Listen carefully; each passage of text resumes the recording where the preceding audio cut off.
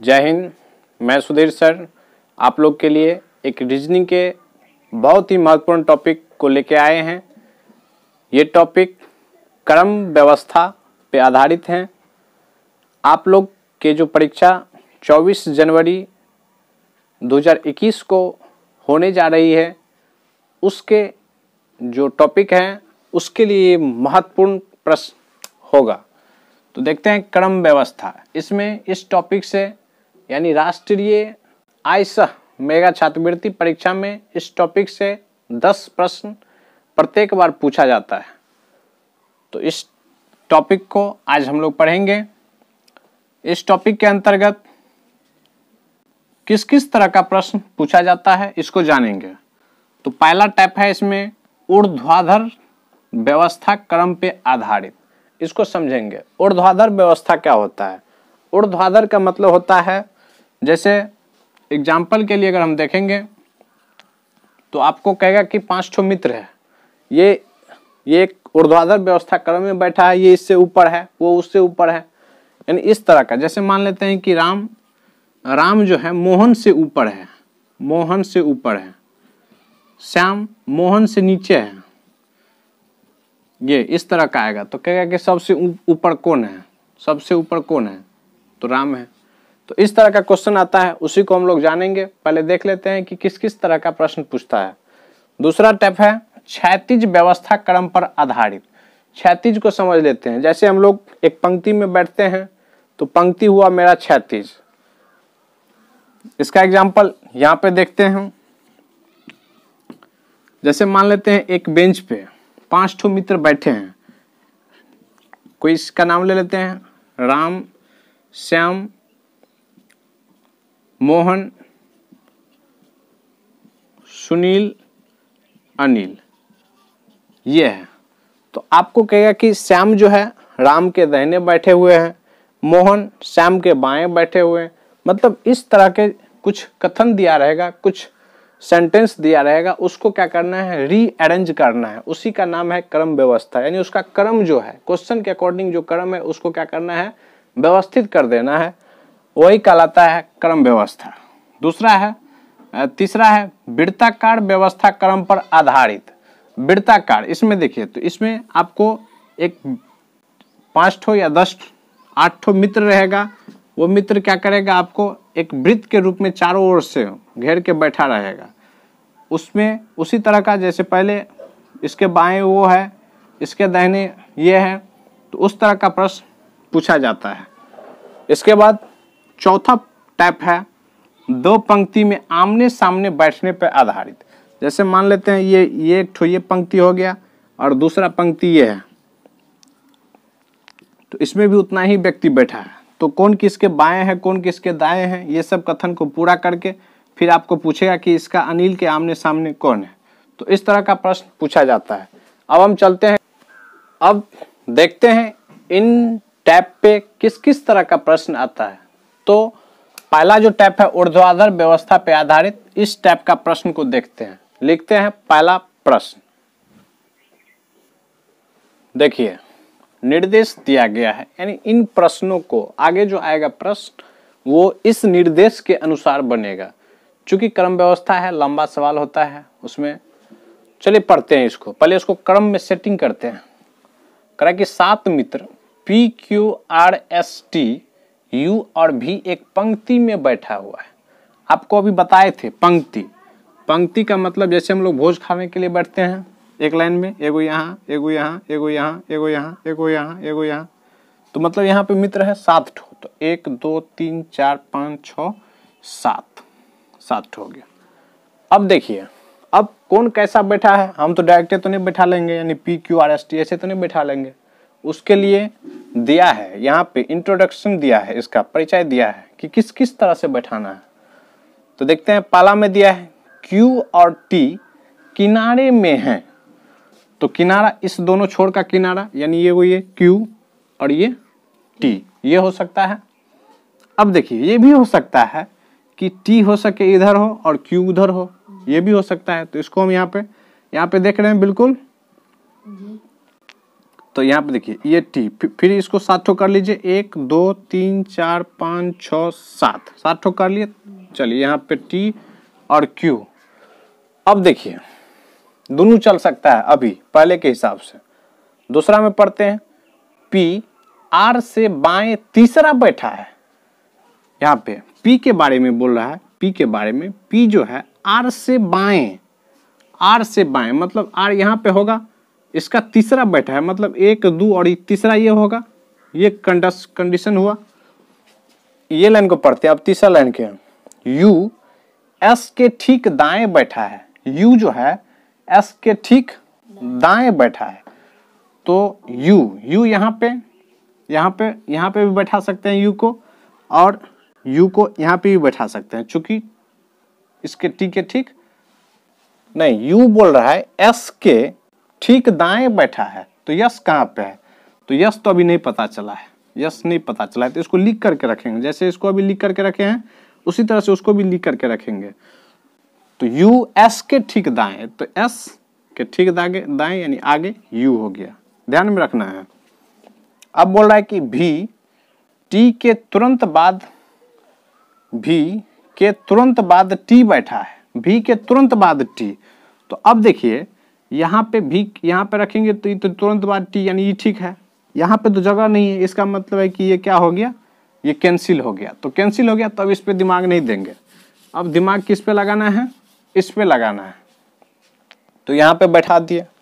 अब देखिए आर ठीक बीच में नहीं बैठा है, कह रहा है कि आर जो है ये बीच में नहीं है, मतलब यहाँ पे आर नहीं है। तो आर नहीं है इसका मतलब है कि आर जो है आर यहाँ पे बैठा होगा, तभी तो इसके बीच में ये दो ठो खाली और ये पी जगह बचेगा। हाँ एकदम बिल्कुल सही है। और देखिए और ये वाला कंडीशन इसको अप्लाई कर दीजिए यहाँ पे एस और यू। तो कहने का मतलब अब जो है सो ये क्या हो गया, एकदम से साफ हो गया, ये सब का सब बैठ गया है, सब का सब क्या हो गया, बैठ गया है। अब हम क्वेश्चन लिखते हैं और इसका क्या करेंगे, जवाब देंगे। तो पहला क्वेश्चन लिखते हैं यहाँ पे। चलिए देखते हैं पहले क्वेश्चन को। करा कि P और T के बीच कुल कितने सदस्य हैं। तो P यहाँ पे है और T यहाँ पे है, तो इन दोनों के बीच में कितना सदस्य है? तो 1 2 3 4 गो। तो इसका आंसर क्या हो जाएगा, 4 सदस्य, यानी पहला आंसर हो गया। अब दूसरे नंबर क्वेश्चन की ओर चलते हैं। पंक्ति में P का स्थान क्या है?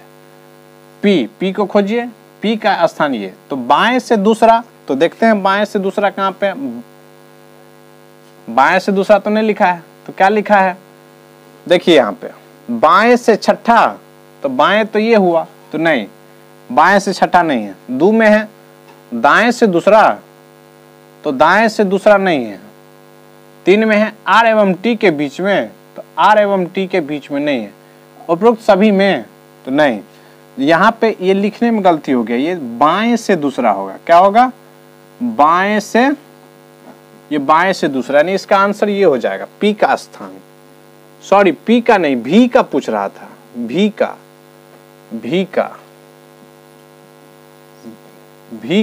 का पूछ रहा है। तो V को देखते हैं, V यहाँ पे। तो V का दाएं से दूसरा एकदम बिल्कुल सही है, दाहिना ये 1 ये 2 एकदम सही है, फिर भी वही आंसर हो गया। चलिए अब तीसरा नंबर क्वेश्चन की ओर देखते हैं। P एवं V के बीचों बीच कौन बैठा हुआ है? P एवं V, P यहाँ पे और V यहाँ पे, इसके बीच में। तो देखिए इसके बीच में कौन है, एक को इधर भी छोड़ दिया, एक को इधर भी छोड़ दिया, तो U है। तो इसका हो जाएगा आंसर U। अब चौथा क्वेश्चन देखिए, दाएं ओर से R किस स्थान पे है? दाहिने से पूछ रहा है, ये वाला दाएं होता है, इधर से दाएं होता है, और ये बाएं से। तो बोल रहा है कि दाएं से R किस स्थान पे है। तो R दाएं से किस पे है, तो पहला दूसरा तीसरा, तो इसका आंसर हो गया तीसरा। इसको देखिए पांचवा नंबर क्वेश्चन करा कि यश किसके ठीक दाएं ओर बैठा है। तो यश किसके दाएं ओर बैठा है, तो P के दाहिना, इसका दाहिना बैठा है। तो आंसर हो जाएगा पी। अब दूसरे क्वेश्चन की ओर चलते हैं। दूसरा, चलिए इसको देखते हैं। कह रहा है कि 6 छात्र ए बी सी डी ई और एफ किसी फील्ड में बैठे हुए हैं, यानी एगो बहुत बड़ा फील्ड है। ये फील्ड है, इतना फील्ड है जिसमें क्या गो है, 6 गो छात्र बैठा हुआ है। 6 गो छात्र, 1 2 3 4 5 6, 1 2 3 4 5 6, छठा हो गया। 6 गो छात्र क्या कहाँ बैठा हुआ है, फील्ड में बैठा हुआ है। ए और बी नेहरू हाउस में बैठा हुआ है। अब देखिए यहाँ पे कुछ हाउस का नाम है नेहरू हाउस, तो यहाँ पे लिख देते हैं हम नेहरू हाउस, नेहरू हाउस, ये नेहरू हाउस। और दूसरा है नेहरू हाउस, जबकि शेष गांधी हाउस में है। तो चलिए ए यहाँ पे रखते हैं, A B C D E F. तो ए और बी कहाँ पे बैठा था, नेहरू हाउस में। तो नेहरू हाउस में टिक मारेंगे, यानी इसमें है, प्रेजेंट है। और शेष कराई की और शेष गांधी हाउस में, यानी इसका मतलब है कि एक और हाउस है, दूसरा house Gandhi house, Gandhi house. तो इसमें शेष बैठा हुआ है, मतलब ए बी जो है सो इसमें नहीं बैठा हुआ है, गांधी हाउस में नहीं बैठा हुआ है, इसमें बैठा हुआ है। और ए बी सी जो है सो इस, जैसे सी हो गया, डी हो गया, ई हो गया, एफ हो गया, मतलब इसमें नहीं बैठा है, तो इसमें कटिस मार देंगे। अब देखिए कह रहा है कि ए सी और डी ने चश्मा पहन रखा है। अब इससे पहले एक और लाइन है, डी और एफ लंबे है, लंबा वाला भी बात कर रहा है। तो यहाँ पे लिखेंगे लंबा। कौन कौन लंबा है, तो डी और एफ। तो डी यहाँ पे है तो डी इसमें चिन्ह मारिए, और एफ ये दोनों लंबा है। इसका मतलब है ये दोनों और ये सब जो है सो क्या है, लंबा नहीं है। जबकि शेष, हाँ यहाँ पे थे, डी और एफ लंबा है जबकि शेष छोटे हैं। तो एक ठो ऑप्शन और बनाना पड़ेगा छोटे का। छोटे में देखिए ये दोनों था छोटे, तो ये दोनों कट हो जाएगा, बाद बाकी सब क्या हो जाएगा, सही हो जाएगा। अब देखिए यहाँ पे शेष छोटे हैं, ए सी और डी ने चश्मा पहन रखा है। एक ठो और बनाना पड़ेगा कॉलम चश्मा पहनने वाले व्यक्ति का। तो कौन कौन पहना है, ए सी डी। तो ए यहाँ पे है तो इसमें टिक मारिए, सी यहाँ पे है तो सी में टिक मारिए, और डी यहाँ पे है तो डी में टिक मार लेते हैं। मतलब ये सब नहीं पहनता है चश्मा, तो इसको क्या करेंगे, कटिस कर देंगे। अब ये तैयार हो गया। अब देखिए पहला क्वेश्चन को देखते हैं, बनाते हैं। कह रहे कि कौन से 2 छात्र जिसने चश्मा नहीं पहन रखे हैं, चश्मा 2 गो नहीं पहन रखा है। तो कौन कौन नहीं पहन रखा है, तो एक तो ये हो गया, एक तो ये हो गया, और एक तो ये हो गया। और क्या बोल रहा है इसमें, जिस नहीं पहन रखा है, जो छोटे हैं, छोटे तो छोटे होना चाहिए। तो ये देखिए, ये आपको ये छोटा है, और कौन छोटा है, और ये छोटा है, ये तो छोटा नहीं है। तो इसका कौन हो गया, बी और ई। तो आंसर कौन हो जाएगा, बी और ई। समझ गए। अब देखिए 7वां नंबर क्वेश्चन, गांधी हाउस का कौन सा छोटा लड़का चश्मा नहीं पहना हुआ है। गांधी हाउस का, यानी इसका बोल रहा है कौन सा लड़का चश्मा नहीं पहना है। तो चश्मा नहीं पहनने वाला कौन कौन है, यानी ये है, तो इसमें तो है ये नहीं है। और देखिए चश्मा नहीं पहना है ये यानी ई और एफ, इसका ये वाला तो ई और एफ। तो यहाँ पे ई और एफ हो जाएगा। क्या बोल रहा है, गांधी हाउस का कौन सा लड़का चश्मा नहीं पहने हुए हैं। गांधी हाउस का होना चाहिए, तो गांधी हाउस का हो गया आपको ई हो जाएगा। ई, चश्मा नहीं पहना है, हाँ ई हो जाएगा। कौन सा हो जाएगा, ये ई हो जाएगा। देखिए 8वें क्वेश्चन देखिए, गांधी हाउस का कौन सा लंबा लड़का चश्मा नहीं पहना हुआ है। तो गांधी हाउस ये लंबा लड़का, तो पहले कौन लंबा लड़का है, तो लंबा है ये है लंबा, और ये लड़का है गांधी हाउस में, तो इधर डी और एफ, तो डी एफ में दोनों में कह रहा है कि चश्मा कौन नहीं पहना है, तो ये तो चश्मा पहना है और ये नहीं पहना है, तो इसका आंसर क्या हो गया एफ, तो इसका आंसर ये हो गया। अब अगले क्वेश्चन की ओर चलेंगे। देखिए 9वें नंबर क्वेश्चन, 5 व्यक्ति ए बी सी डी और ई सीधी पंक्ति में खड़े हैं, तो एगो पंक्ति बना लीजिए, इसमें 5 गो व्यक्ति होगा, 1 2 3 4 5 ठो, कह रहा है कि सी और ए के बीच में बी है। सी किसके किसके बीच में बोल रहा है, ए और बी के बीच में, सी और ए के बीच में, सॉरी ये नहीं होगा, कह रहा है कि सी और ए के बीच में, सी और ए के बीच में बी है, तो ऐसे होगा। यानी तो ये भी हो सकता है कि ए और सी के बीच में बी हो, इसका उल्टा, क्योंकि बीच बी तो बीचे में हुआ दोनों तरफ से। चलिए ठीक है, ई सी के ठीक बाद में है, ई कह रहा है कि सी के ठीक बाद है, तो यहाँ पे देख रहे हैं अगर हम सी के बाद, यहाँ पे तो जगह नहीं बच रहा है, इसका मतलब है कि ये कैंसिल है, तो सी के ठीक बाद कौन है ई, तो ई इस पे सेट हो रहा है, ठीक बाद में है, पर डी से दूर है, तो डी यहाँ पे होगा, डी से दूर है। ए एक और बी के ठीक बगल में है, ए एक और बी के ठीक बगल में है और दूसरी और डी ठीक बगल में, तो ये भी ठीक है। तो पूछ रहा है कि मध्य में कौन है, तो मध्य में देखिए कौन है, तो मध्य में बी हो गया, इसका आंसर क्या हो जाएगा बी। अब 10वें नंबर क्वेश्चन की ओर चलता हूं।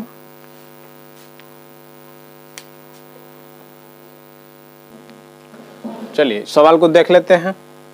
10वां नंबर सवाल है, कह रहा है कि 8 मित्र A B C D E F G और एच एक गोले में केंद्र की तरफ मुंह करके बैठा हुआ है, तो इस तरह के गोले पार लीजिए। 8 गो मित्र हैं, तो चलिए 8 गो मित्र का जगह फिक्स कर देते हैं। 4 ठो ई हुआ, 4 2 6 और ये 2 8, 8 ठो मुंह हो गया और सब क्या इधर घूम के बैठा हुआ है, केंद्र की ओर तरफ मुंह करके बैठा हुआ है। केंद्र यानी ये बीच में। अब देखिए इसमें यहाँ से डी बी एवं जी के बीच में बैठा हुआ है। डी कह रहा है कि बी और डी जो है बी और जी के बीच में बैठा हुआ है। ये भी हो सकता है, इसमें मान लेते हैं एक ठो और गोला पार लेते हैं, ये भी हो सकता है। उसी तरह से 8 गो देखिए यहाँ पे क्या बोल रहा था, डी बी एवं जी के बीच में बैठा है, तो यहाँ पे अगर हम डी बैठाएंगे तो बी और जी के बीच में, मतलब जी और बी के भी बीच में हो सकता है, क्योंकि जी को लाना है तो जी तो बीच में दोनों कंडीशन में आ रहा है। अब देखिए एफ ए और एच के बीच में बैठा हुआ है, एच ए और एच के बीच में, तो एफ जो है कहाँ पे बैठा हुआ है, ए और एच के बीच में। ऐसा भी हो सकता है कि एच और ए के बीच में एफ बैठा हो। अगला पढ़ते हैं, ई ए की दाईं और दूसरे स्थान पे है, ई ए की दाईं और दूसरे स्थान पे है, यानी यहाँ पे देख रहे हैं कि ए के बाद अगर इसको लेंगे दूसरा, तो दूसरा पे एच है, तो ई वाला कैंसिल हो गया, मतलब यहाँ पे इसका दूसरा कौन हो जाएगा, ई हो जाएगा। यहाँ पे ई आ गया, इसके जगह पे ई आ गया, ठीक है, पहला ये दूसरा। तो चलिए इसको क्या करेंगे, इसको पुट कर देते हैं इस पे, दाएं और दूसरा स्थान पे है, तो अब तो कुछ नहीं दिया है, इसको रख देते हैं यहाँ पे। तो यहाँ से शुरू करते हैं, ये एच होगा, ये क्या होगा एफ, इसके बाद ए और ए को छोड़ करके ई होगा, यहाँ पे छोड़ करके। तो यहाँ पे देख रहे हैं अब कौन सा छूटा हुआ है, यहाँ पे देख रहे हैं कि ए आ गया है, बी आ गया है, सी नहीं है, तो सी यानी यहाँ पे होगा, डी तो है ही, ई तो है ही, एफ तो है ही, जी है ही और एच है ही। तो कहने का मतलब ये छूटा हुआ था, तो इसको डाल दिए।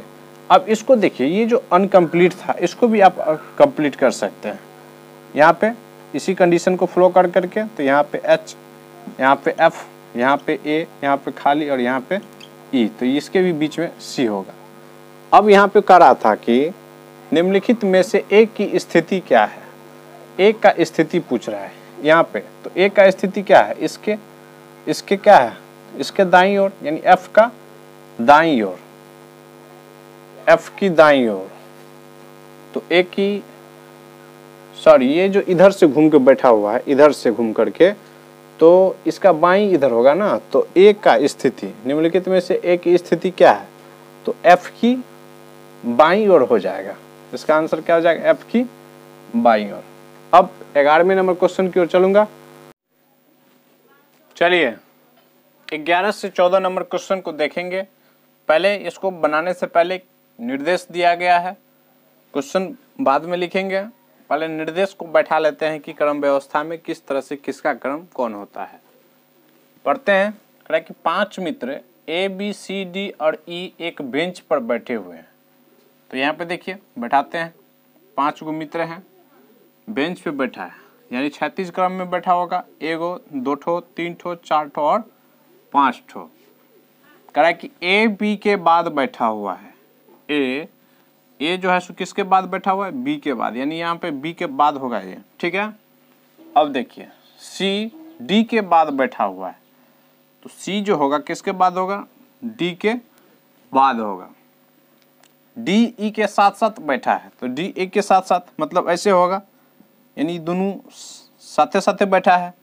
यानी तो ऐसा भी हो सकता है कि डी के बाद ई होगा, ऐसे भी हो सकता है, चूंकि ई भी डी साथ साथ है और डी सी के सी जो है सो डी के बाद बैठा हुआ है। तो दोनों कंडीशन फॉलो हो सकता है।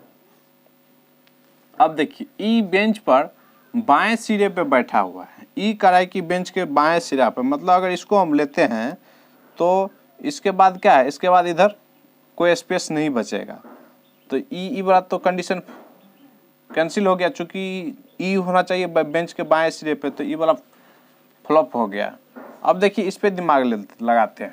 कह रहा है कि ई बेंच पर बाएं सिरे पे बैठा है। तो मान ली ई जो बाएं पे हैं, तो 3 ठो तो बैठ गया। सी दाएं से दूसरे स्थान पे है। सी कह रहा है कि दाएं से दूसरा स्थान पे, इसका मतलब है कि यहाँ पे एक ठो होगा और इसके बीच में एगो स्पेस बन रहा है। ए बी के दाएं तरफ बैठा हुआ है। ए जो है सो बी के दाएं तरफ बैठा है। तो यहाँ पे एक ठो बन रहा है, इसका मतलब यहाँ पे बी होगा और यहाँ पे क्या होगा, ए होगा। तभी तो ए बी के दाएं तरफ बैठ रहा है और बी ई की दाईं तरफ बैठा हुआ है। बी जो है सो ई की दाईं तरफ बैठा हुआ है, एकदम ठीक है। ए और सी साथ साथ बैठा हुआ है, ए और सी एकदम साथ साथ बैठा हुआ है। तो ये इसका क्रम बना। अब क्वेश्चन की तरफ चलते हैं, लिखते हैं। इसको हम यहाँ पे रख देते हैं, यहाँ पे, चूंकि फिर जो क्वेश्चन लिखेंगे तो इधर क्वेश्चन लिखेंगे, समझा देंगे। यहाँ पे लिख देते हैं ई डी बी सी और ए, यही क्रम बना है। अब यहाँ पे क्वेश्चन लिखते हैं, क्वेश्चन नंबर 11 से। चलिए क्वेश्चन को देख लेते हैं। 11 से क्वेश्चन लिख दिए हैं। ए कहाँ बैठा हुआ है, यानी ए का स्थिति पूछ रहा है। तो यहाँ पे ऑप्शन पे देखिए, बी और सी के बीच में, तो बी यहाँ पे है, सी यहाँ पे, इसके बीच में तो नहीं है, ये नहीं हुआ। दूसरा में देखिए डी और सी के बीच में, तो डी और सी के बीच में तो बी है, तो ये तो नहीं होगा, ये भी नहीं होगा। ई और डी के बीच में, ई और डी के बीच में तो कोई बैठा ही नहीं है, ये भी नहीं होगा। ये देखिए दाएं छोर पे, हाँ ये दाएं छोर पे, तो इसका आंसर क्या हो गया, ये हो गया। चलिए 12 नंबर क्वेश्चन को देखते हैं। बीच में कौन बैठा हुआ है, बीच में पूछ रहा है। तो बीच में कौन देख रहे हैं, बी, तो इसका आंसर डायरेक्ट हो गया बी। 13 नंबर में है बी की स्थिति क्या है, बी का स्थिति दाएं से दूसरी, बी को देखिए, बी को नहीं, दाएं से तीसरा होना चाहिए। बीच में देखिए यहाँ पे मध्य में, हाँ मध्य में, इसका आंसर ये हो गया। अब 14 नंबर क्वेश्चन को देखिए, डी की स्थिति क्या है, डी की स्थिति, तो डी कहाँ पे, बाएं से दूसरा। अब ऑप्शन देख लीजिए कहाँ पे है, बाएं से दूसरा, यहाँ पे दूसरी, ये हो गया इसका आंसर। अब अगले क्वेश्चन की ओर चलेंगे। 14 के बाद 15 से होगा, तो लिखते हैं। चलिए इस क्वेश्चन को देख लेते हैं। 15 से 19 तक का जवाब देना है। इसको पढ़ने के बाद कह रहा है कि 6 लड़के रमेश, कमेश, जितेश, महेश, मितेश और नरेश 3-3 करके समूह में दो पंक्ति में यानी बैठे हुए हैं, आमने सामने बैठे हुए हैं। तो इस तरह का मान लेते हैं एगो पंक्ति ई है और एगो पंक्ति ई है, 3-3 लड़का बैठा हुआ है, ये इधर घूम करके और ये इधर घूम करके, मतलब एक दूसरे के विपरीत बैठा हुआ है। पहला में कह रहा है कि कमेश मितेश के ठीक बाएं ओर है। कमेश मितेश के ठीक बाएं, मतलब अगर हम यहाँ पे मितेश लिख देते हैं, मितेश, तो मितेश किसके बाएं हैं? मितेश जो है, मितेश कह रहा है कि कमेश के बाएं है। कमेश मितेश के ठीक बाएं है। कमेश मितेश के ठीक बाएं है, तो कमेश यहाँ पे होगा कमेश, तब यहाँ पे मितेश होगा, तभी तो कमेश जो है सो मितेश के ठीक बाएं हैं। नरेश जितेश के विपरीत खड़ा है। अब देखिए नरेश जितेश के विपरीत खड़ा है, जो पंक्ति में एकदम दाहिने सिरे पर हैं, पंक्ति में दाहिने सिरे पे हैं, यानी यहाँ पे हो जाएगा, कौन हो जाएगा? और पढ़ लीजिए, और महेश के विकर्णवत विपरीत हैं। इसका मतलब है कि नरेश यहाँ पे होगा तो जितेश यहाँ पे होगा, जितेश, तभी तो ये इसका विपरीत हुआ और ये इसका विकर्णवत हुआ। यहाँ पे लिखा है ना कि महेश के विकर्णवत और महेश के विकर्णवत विपरीत है। तो महेश का विकर्णवत ये हो जाएगा यहाँ पे महेश।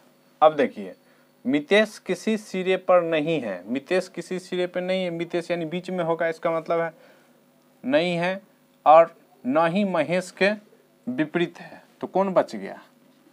तो यहाँ पे रमेश हो गया। इसको अच्छा से पढ़ेंगे, स्टेटमेंट को पढ़ेंगे तब जाकर के बनेगा। चलिए अब ये तैयार हो गया है बन करके।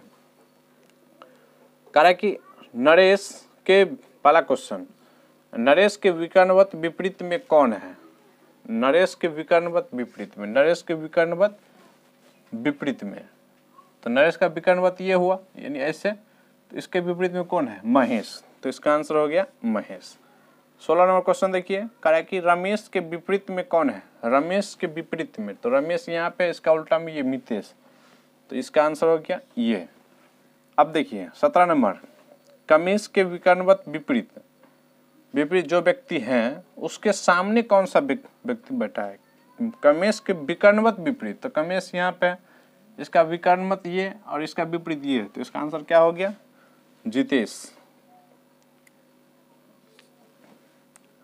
अब देखिए 18 नंबर, बीच में दो व्यक्ति कौन कौन है? तो बीच में कौन कौन है? रमेश है और मितेश है, तो रमेश मितेश ये वाला हो गया यानी दूसरा।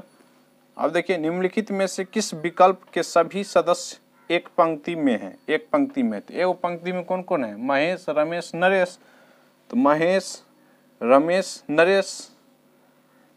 दूसरा में देख लीजिए, कमेश, मितेश, ये तो नहीं है, तो इसका आंसर कौन हो गया? ये हो गया। अब अगले प्रश्न की ओर चलेंगे, यानी आपका 19 तक क्लियर हो गया, आप 20 से चलेंगे। देखिए 20वां नंबर क्वेश्चन आ गया आपके बोर्ड पे। कह रहा है कि 6 लड़कियां एक वृत्ताकार घेरे में केंद्र की ओर मुंह करके बैठी हुई है। तो ये वृत्ताकार बना लीजिए, 6 ठो लड़की है, मतलब 1 2 3 4 5 6 हो गया। सब इधर घूम करके बैठी है, उधर से उधर। सुमाधि पूनम के बाई बैठी हुई है। यहाँ पे अगर हम लेते हैं 2 ठो वृत्त पार लीजिए, अच्छा रहेगा। हो सकता है एगो फ्लॉप कर जाए तो उस पर ठीक रहेगा। 6 ठो, 1 2 3 4 5 6 ठो।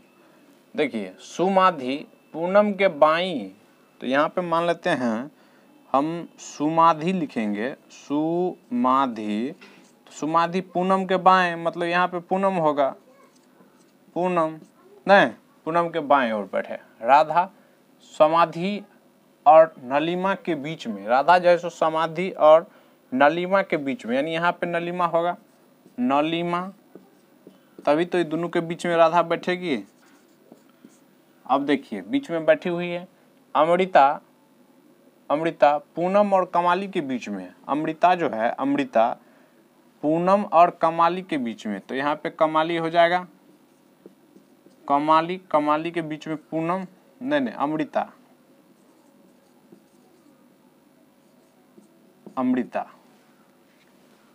समाधि और नलिमा के बीच में बैठी हुई है। अमृता पूनम और कमाली के बीच में बैठी हुई है, तो नलिमा के बाएं कौन बैठी है? नलिमा के बाएं, इसका बाएं कौन होगा? ये ना होगा, क्योंकि ये ऐसे करके मुंह करके बैठी है, तो नलिमा के बाएं कौन होगा? कमाली। तो इसका आंसर हो गया कमाली, यानी पहला आंसर हो गया। इस वृत्त का जरूरत भी नहीं पड़ा। चलिए इसी के साथ अगले क्वेश्चन की ओर चलते हैं।